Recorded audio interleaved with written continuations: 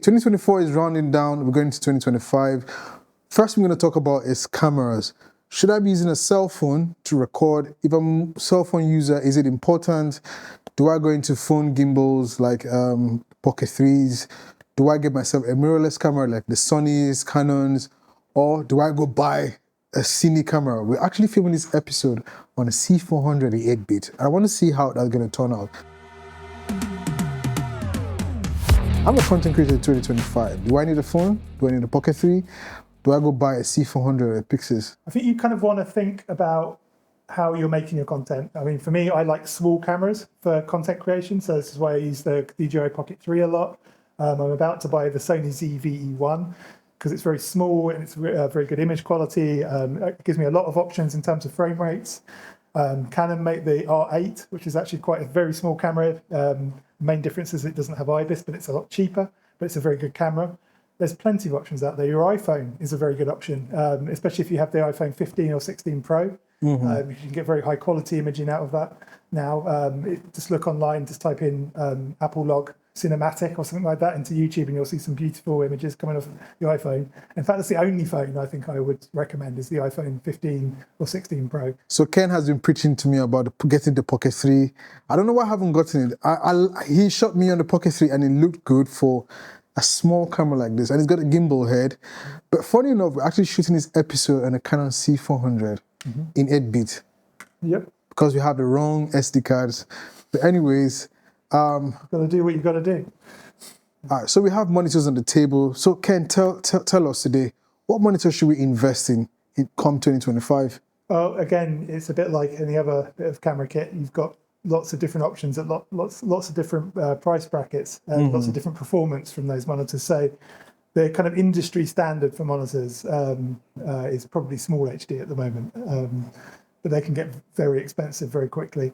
But personally, for content creation, I really enjoy the 𝐬𝐴𝐸 CMO 4K. I should preface this that I have worked with 𝐬𝐴𝐸 in the past. I used to create their commercials for them, but yeah, I think it's great for content creators. It's really affordable. You can pick up bargains on these all the time. They're around 150, I think, somewhere around there. But it basically turns your iPhone into a camera monitor, and it does a really, really good job. Philip Bloom did a really good review on the 4K, and on the Pro, there's a Pro version for SDI cameras. But I really like it. I mean, I had it on today when you came. Yeah. And you can record internally as well. Yeah, you can record it's a smaller bit rate file internally, but that's really good for socials again. So if you're trying to do both, then you've got your, for when you're doing your YouTube video, you've got your internal file, and then if you're quickly throwing something out on Instagram, then it's already on your phone. Yeah, you can just edit it into CapCut or whatever, and edit it. So it's a really good option. And it's 4K. It's 4K and it's lightweight. That's the other thing. You're not having to bring an extra monitor with you. You're just bringing your phone. Yeah, it doesn't really feel more. I know how the R5 weighs, and this is not so much. Yeah, yeah. So it's just for me, it's great. This means I've always got a monitor with me because this thing, again, a bit like my Pocket, the CMO just lives in my bag, so it's always with me. I've always got a camera monitor with me, and so that's a great option. So what if I'm not going to get an Accent CMO 4K? We have some monitors, the Blackmagic, Atomos, and Portkeys. Which one would you recommend, budget-friendly? Again, budget-friendly, you're probably looking at Portkeys. Portkeys make some really, really good options. They make some very cheap HDMI monitors. If you're just using a mirrorless camera, then there's some incredible deals from Portkeys, and they have really good operating systems now. Atomos are great if you want to record a high-quality file off your camera over HDMI. So you can get a ProRes file or a ProRes RAW, but no one uses ProRes RAW, to be honest. But it's a decent monitor. Again, you can pick those up used as well for a good price, but they're not that expensive. They're pretty good. Blackmagic, again, very similar. You can record ProRes, you can record Blackmagic RAW, which is much more used, but they all come with their own pros and cons and costs. Weight being one of them, when it comes to Blackmagic especially. But actually, to be fair, then the Atomos is also pretty heavy. So yeah, it depends on your price bracket, your requirements. But I'd probably say Portkeys right now. Portkeys, Lilliput, Filworld, they're all pretty good. So we're actually recording this with the Rode Wireless Pro. So tell us, why is 32-bit? Is it so important? Is it not important? I think it's important. For me, it's important because I'm forgetful. So I need to, I often forget to plug in my my lavalier into the camera sometimes, or I'll forget to set the levels on the camera, so it kind of gives me that security. So for me, it's great, and for a content creator, especially on the go, if you're moving quickly, you kind of, the less you have to think about, the better, I think. Yeah. So again, that's another reason to get the Pocket, because the microphone that comes with this, the lavalier that comes with it, or that you can buy for it separately, has 32-bit float, and you don't really have to think as much about your levels. And, especially if you're like a travel filmmaker or something like that, I'd hate to be thinking about levels on top of all the other stuff I'm thinking about. So yeah, it just gives you that kind of confidence. security. Yeah, but it's not the end of the world. If you're patient enough to actually set your levels, then 24 bits absolutely fine. Most cameras don't have 32-bit. I think there's one that I can think of that has it, the GH7. So Ken, in 2025, should I invest into colored lights? Are they important, or should I just go buy colored lights? What do you have to say? Again, it depends on the look you're going for. I think a lot of YouTubers like colored lights. Definitely. I wonder if that's because they need to get better at composition sometimes. But it's an option. I like them. I actually like coloured lights because they replace gels for me. You used to have to put a sheet of coloured plastic in front of your light each time and remember to bring them. And whereas some of the more, especially some of the higher end lights, have some really nice gel options in them. I know Aperture have them. They just bought the light we're using here, Pro Light. They bought this company recently because of their superior colour engine. So yeah, I mean, but the great thing for content creators is there's so many options at so many different price brackets. We're looking at we were looking at this. This is a light from Ambitful, which is, I believe, a company co-owned by or owned by Viltrox, and I think I've got this on AliExpress for about £35. 30? Yeah, 35. Ooh, 35. Yeah, Ooh. so you could buy yourself a whole set of these. If you're just starting up, this is a great little light. You could, you have the whole set. It looks very soft. It has a diffuser on it. Yeah, it's a built-in diffuser. It comes with a grid. It's really good. For me, I just use it for overhead product shots and things like that. So it's there's so many options now. Back in the day, lights were always quite expensive, and they still are. High-quality film lights are always going to be really expensive. But if you're a content creator, you're someone on the go, you need portable. This is a USB-C powered, battery-powered light that does the job. Yeah. So that's one option, and this is called the Ambitful A2 Pro. A2 Pro. Yeah, it's a really good light. I really like it. The other options, obviously, Aperture's side company, Amarang, makes some really good affordable options. Godox makes some quite good affordable options. Xi'an, we're using the Xi'an light here. The Modus 300. The G300. Yeah, that's a decent light. There's so many options now. You don't need to break the bank. You can buy little tiny lights like the Aperture MC lights. And, there's what they call 𝐬𝐨𝐿 makes some good ones of those under the Vision name. I think they call themselves on that. So yeah, just shop around and figure out what you need. So if you want the coloured look, it's actually very cheap to do these days, whereas it used to be very expensive. All right, in 2025, for camera movement, is it important to invest into sliders or gimbals, or do I both do sliders and gimbals? How important are these things in content creating? I think they just add a different dynamic to your shots, don't they? It's nice for product shots. For example, if you're a product YouTuber, you can do nice sliding in shots. And then obviously there's different types of sliders. This is again an 𝐬𝐴𝐸 product because that's what I have. And it's very affordable. It's motorized. You can just set it off, and it will just continually make you nice pushing in shots on your products. Or you can even get it to orbit around things. It's quite useful.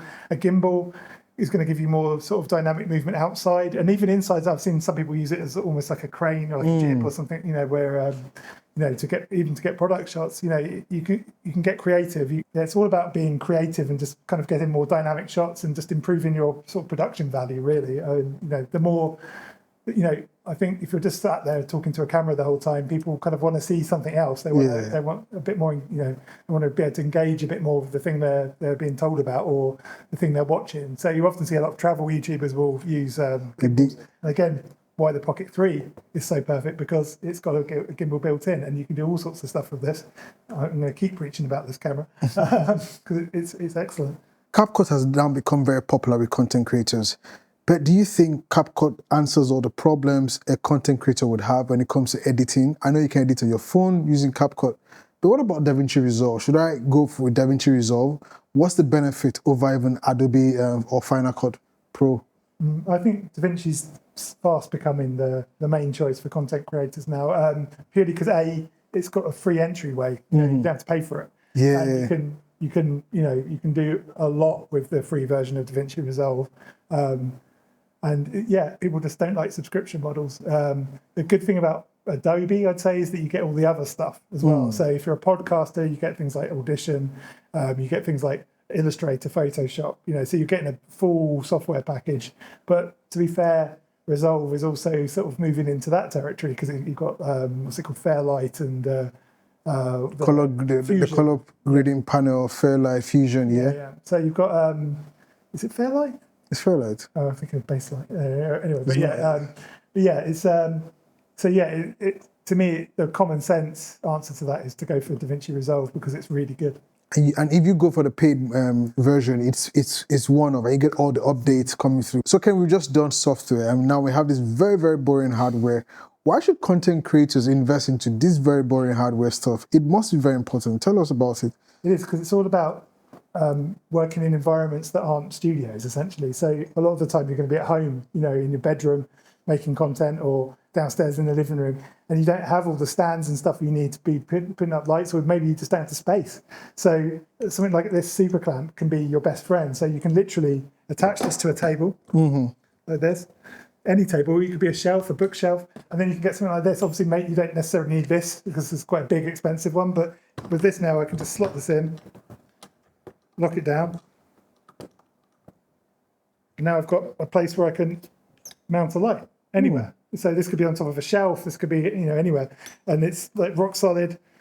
It's just really, really good stuff. Manfrotto makes this one with the super clamp, and I think this is just like a big magic arm or something.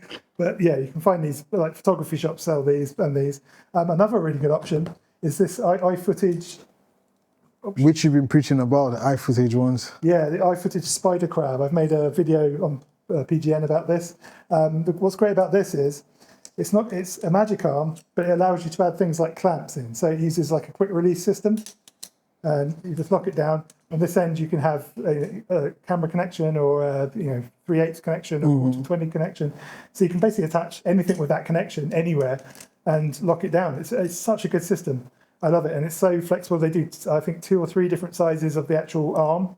This is the small arm. And they look very well made. Yeah, iFootage stuff always is really well made. They're a really good company. I have a lot of time for iFootage. They're great. And then obviously, the reason you're doing this is to avoid having to use something like this. Oh dear, that's huge. Big old knuckle and boom arm. So I mean, it's what a lot of people do is in a studio environment, they'll set this up above here. If you do like an overhead shot and you have the camera off the top here, or there's obviously you have lights on them and things like that. But these kind of options allow you to get your camera or your lights sort of closer in or around you, in the environment you're limited to.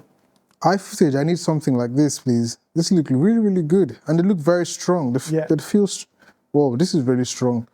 Yeah. iFootage, please, I need something like this. Yeah, so what I'll often do with this, if I'm in a small environment and I'm trying to get a product shot for a YouTube video, is I'll just mount this to the table here, and I can put my camera on top, and then I can just angle the camera down really easily, and then I've got like a nice, looking down shot with my hands here. Well, that's super quick and easy. Yeah, it's just a quick, easy way of doing things, and they're really well made. I highly endorse these Spider Crab, but I also highly endorse super clamps and these sort of things because they're really useful. So we've come to the final item in terms of what you invest into going into 2025. Ken, it's wireless systems. You've talked a lot about wireless systems. You introduced me into the 𝐷𝐴𝐸 wireless system. I've enjoyed the product. I've been using it. We're using it currently in the studio. We use it to frame this shot on the C400. Why should we as content creators, or why should content creators out there watching this video invest into wireless transmission systems? It's just convenience, I think. That's especially for content creators. It's the convenience. It's being able to have your camera over there and then be able to use a screen over here to be able to make sure your shot looks good, essentially. And again, this used to be something that was very expensive. Companies like Teradek have always been very expensive, but now we've got companies like 𝐷𝐴𝐸, Holy Land, I think, makes some transmitters. Gimbal. Yeah. There's a few. I think there's one called Dwarf in Germany as well. But yeah, they're usually quite small now. So you literally, this is the Axiom Quad. That's my favorite one because it's got built-in antennas. So you literally just pop this on your camera, HDMI in the side or SDI if you've got more advanced camera, and yeah, and then you can connect either on your laptop or you get a receiver version of this, and then just connect it to your monitor, and now you can have your we could have a monitor offside here for all you know, and with our images we don't, but we could. But I just like the convenience of being able to grab my phone, quickly check my shot, and get on with the shoot. Two other nice things about having wireless systems that do video transmission is that you reduce the clutter of cables. Another thing is if you're a DP and you handle your cameras, you don't really want people around you. So having the director or maybe the client see what you're shooting a distance away, so you don't have people cluttered around you. Saves you time, so that's it. Thank you so much, Ken. I hope you guys learned something. If you have any questions, drop it here. Don't forget to follow Ken's channel, PGN Pro Gear News. He's starting again, and he's not really starting again. I had a break. he took a break from YouTube, and he's coming back with bangers, the C400, Canon R5. So he's going to be talking a lot. Ken has a wealth of knowledge. In fact, I had to travel all the way to meet Ken to talk about this thing. So I hope you guys enjoyed this video. We'll see you in the next one. It's your filmmaker and Ken. Peace.